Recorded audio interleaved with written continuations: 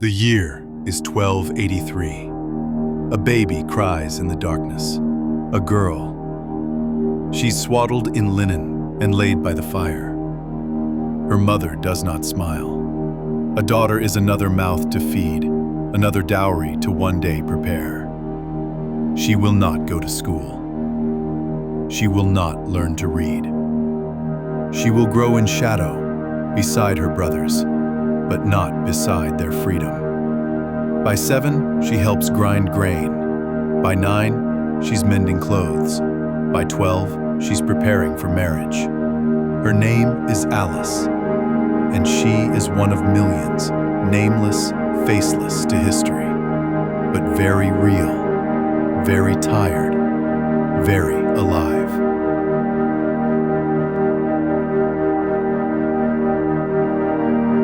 In medieval Europe, marriage is not love, it is duty. At 14, Alice is wed to a man she barely knows, a man 20 years her elder, chosen by her father.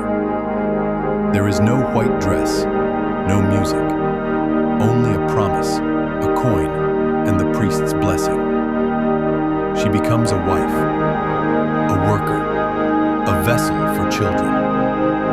Each day, she wakes before the sun, kneading dough, feeding livestock, washing linens by hand in icy water. She has no time to dream. Her hands crack from cold. Her back aches from carrying firewood. Her soul quietly fades under layers of obligation. And no one asks her how she feels. Alice never stops moving. There are chickens to feed, floors to sweep, and barley to thresh. She weaves, she sews, she tends to the sick.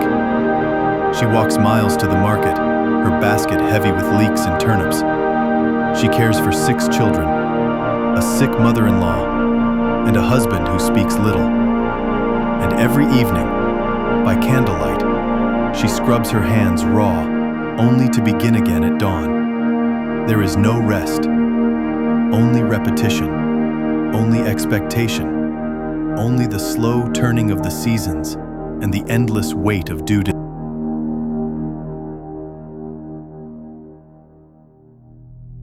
Alice has lost 2 children. The first died of fever, the second before it ever cried. She wrapped them herself in linen, dug a shallow grave near the chapel, prayed alone in the cold. There was no midwife, no medicine, no comfort, only pain, silence, and the hope that heaven is kinder than earth. Motherhood is sacred, but it is also brutal. Each pregnancy could be her last, each child a gamble between joy and sorrow. She whispers prayers to Saint Anne, wears charms to protect the unborn, drinks bitter herbs in secret, and she waits, and hopes, and bleeds.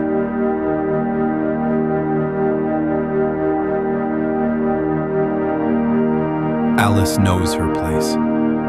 The priest says women are temptresses, that Eve brought ruin to mankind, that suffering is her gift and burden. She listens, she nods, she obeys. She cannot preach, cannot own land, cannot choose her fate, but she believes in heaven, in Mary, in grace. She lights candles on saints' days. She fasts, she prays, and sometimes, alone in the quiet of night, she wonders, did God forget about women? And then she sighs and sleeps.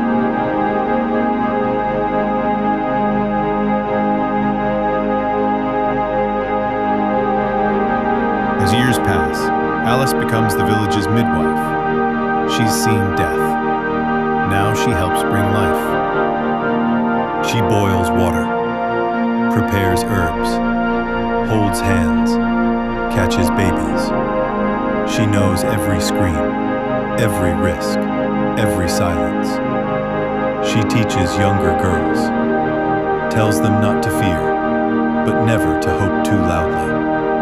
She stitches linens with trembling fingers, lights fires before dawn, offers comfort she never received.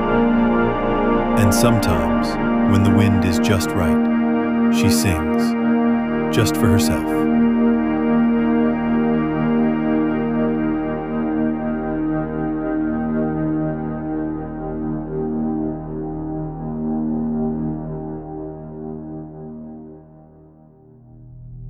Alice is buried in an unmarked grave. There is no statue, no book, no songs sung in her name.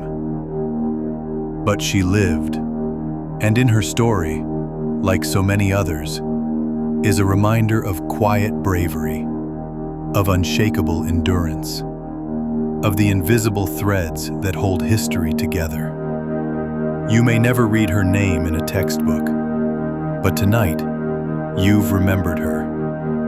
And perhaps that is enough.